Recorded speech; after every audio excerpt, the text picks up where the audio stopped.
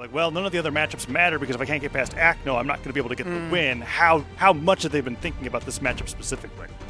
No, I think that's a good point to bring up because these competitors, like, they're in it to win. The vast majority of them, like, I'm sure there might be a sprinkle in there who's like, oh, I'm just trying to place in like the top 16. But wow, if you're top at this 8? point, perfect. Like, you know, it's like, all right, we're trying to get dubs, especially $204,000 on the line. I'm trying to get number 1 and nothing else. Number 2, fine, but at least I was trying to get number 1. Pavelski can't even play right now because he's getting sauced up by Acno with an unarmed right into the greatsword. It's like, oh my gosh, no, he hasn't been touched yet. Oh my god, okay, there we go. Finally, a sidelight just pokes Acno in the back, and that is just about it. Good downlight start, but there were those. Okay, Acno went in for the sidelight, and then the dash pivot neutral light opener. Couldn't quite find it. Now Pavelski is hitting back. Sidelight finisher. Dive kick gets the recovery. What? He just gets the stock with a well-placed down air. That's it. Acno a little bit too quick to jump out of hit stun there. Pavelski just downright punished him. Yeah, and that's the like, oh, I'm playing against Great Sword, so I'm gonna like jump in case they don't do the non-jumpable string, and then them doing the jumpable string and you being out of a jump and also being off stage. But Acno was able to find a turnaround really quickly there, found that down air with the regular sword, swaps right back over to the Sky Forged Great Sword, and is looking to see if he can carry that into victory here. I like the way Pavelski's playing this. Yeah, you can play ground and neutral against Great Sword quite a bit. Bait them into D-Light and you're gonna have a good time. And Pavelski's got him off the right side of the stage. Nice. Switched over to his own great sword, neutral sig. Gets him at the end of the 3-piece string. And another neutral sig. That time just enough to take him off the top of Pavelski's a whole stock ahead. After what, at first I was like, okay, maybe you got lucky, right? Maybe it was just a stock that you got super early on. Acno even ended up right away, but no, Pavelski is just rolling with the momentum. Trying to get that down air nair combo, didn't quite time it correctly, but the nairs are just coming out. That was 2 in a row. He almost got the recovery, and Acno just battles to get back to the stage. Downlight neutral doesn't even hit, and Pavelski has got him in deep orange, almost in red. Nice. Oh, he's been getting that so much. And Pavelski goes for the reverse. That was clever. And it's crazy good. Now, granted, Pavelski. Oh, you crazy. Okay. Oh, okay, Pavelski. You got this is Acno that you're up against. That's I get it. You were in the lead, but now you're down to one stock, and he's got great sword, and he's starving you of a weapon. A downlight would have been nuts though. Well, we can do pocket sand your way to victory here. Dash back. I mean, it's pretty good. Side six pretty good. He really wants him to D-Light here, but if you're Acno, just sidelight. Just sidelight. Don't do it. Don't do it, Acno. Don't do it. Oh, Acno's actually caught him. Oh, recovery catches him. He's only got a dodge left. He avoids the neutral stick downlight side air. That's enough. Acno really betting the farm on that neutral stick there. Pavelski catches him on the landing and just barely takes a damage lead in game number 1. And Pavelski is up 1-0 over Acno.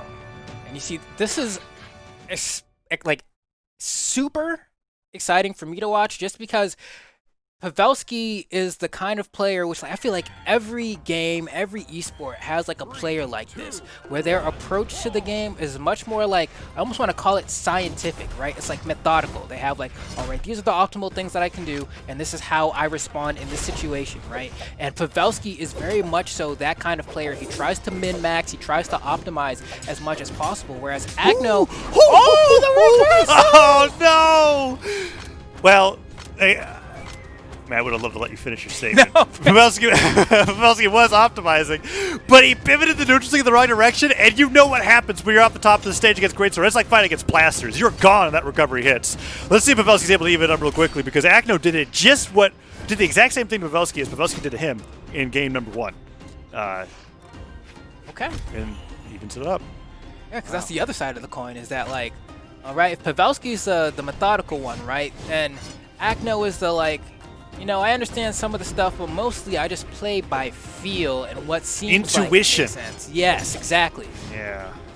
The intuitive definitely describes Acno's play style, and what's terrifying is just the raw amount of talent and skill that's behind it, right? That's when intuition gets really, really scary, because you can have the ideas, but if you can't execute, that doesn't really matter, right? And Acno can do both. There goes Pavelski off stage to the down air, and oh, look at that, reacting with his own down air, recovery hits, doesn't get the stock, but Pavelski has fallen behind. Oh, is he though? Is he though? Oh, wow. Great sword is so explosive. That's it. Okay. Acno manages to squeak ahead with a little baby lead here, but this is great sword. Ditto's at his finest. Acno is in KO range here if you get the dodge. Oh, manages to jump out, and that's what I was talking about. There's a lot of scenarios where you can't jump out of that sideline finisher, but a scenario like that is one where you can, and that's why you would see other players go for that end light finisher just for that one scenario. Pavelski keeps the stocks evened up. Oh, and the anti-air nairs are coming through. Pavelski uses greatsword nair like cannon nair, Oh my I feel gosh. like. Even Oh though my gosh. weapon throw hits. Oh, he went for the down air. I thought he was going to pivot the down stick again, get the aerial properties maybe. Oh, Acno knew if the sidelight finisher hit, he was done, but the recovery hits, and one more recovery from Pavelski, or even sidelights, bridge, neutral stick. What? He turns around, charges the neutral stick, sends Acno flying off the top. Pavelski is ahead 2-0 against Acno in winner's semis. The entire lower bracket of the World Championship is shaking in their boots. They do not want to fight against a lower bracket Acno, and Acno, of all players, forced off of his legend on the Bodvar. I'm wondering, I've always been saying Bodvar is old faithful. You're back against the ropes. This is a legend that a lot, if not most players, have in the back pocket to whip out. And for Acno, I can't even call this a pocket. This is the dude, you know, like.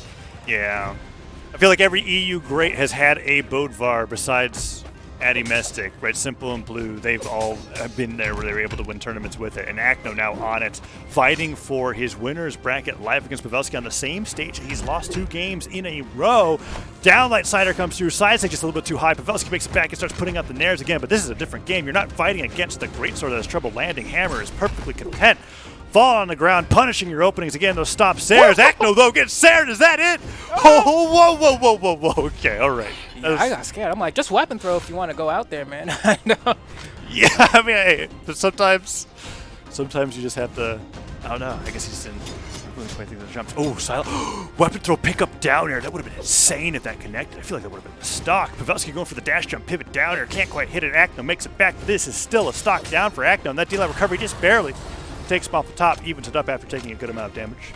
All right, now Acno has to play the grounded neutral game. Pavelski, though, perfectly, like, more than proficient without the greatsword, though. So it's not like, oh, he doesn't have greatsword now. It's like an easy match. It's, oh, wait, he's still a problem. But now Pavelski, playing that grounded neutral game, he's forcing Acno to jump quite a bit. And Acno, I don't think he wants to play the game of, should I try to bait out a move and spot dodge? And honestly, it might be worth it because you'll have your dodge back by the time the greatsword can do a finisher. So it might be a worthwhile thing to go for here, but Acno playing a little bit safe. Yeah, Acno got a nair through, dash jump downer, hits, but puts Pavelski in the air, but he didn't punish it, and Pavelski just gets a neutral sig onto Acno. That signature just so powerful, being able to hit right in front of Jaeyoon, dashing forward. We've been seeing Pavelski hit a lot more of those, not out of sidelight, downlight or sidelight neutral light bridges, but just raw in neutral, being able to take Acno off the top as soon as possible. Oh, and that is just 4 hits in a row. He doesn't get the finisher, but we see Acno already in a deep yellow.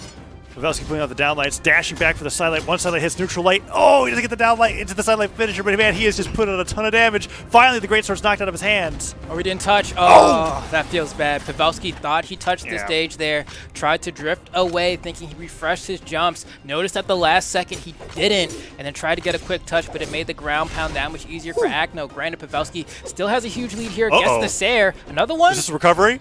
He misses the recovery. Acno gets the downer punish. Shut that neutral stick, gets it, and Acno goes down 0-3 to Pavelski. Pavelski making an incredible upset in the winner's side of the bracket, knocking down Acno, much to the oh man, so many players in the lower bracket are going, what? I have to fight Acno before Grants? I know. What have you done to me? But a 3-0 and forcing him off the Jaeyoon too. I'm wondering what Acno's going to have to do to adapt to make it back to the lower bracket fight against Pavelski, because I'm sure neither Blue or Simple were thinking, wait a second, I don't have to fight against Acno to get in the grand finals? Wow, what a payday for them, right? But maybe not. Maybe Pavelski is just the hidden challenger of the World Championship.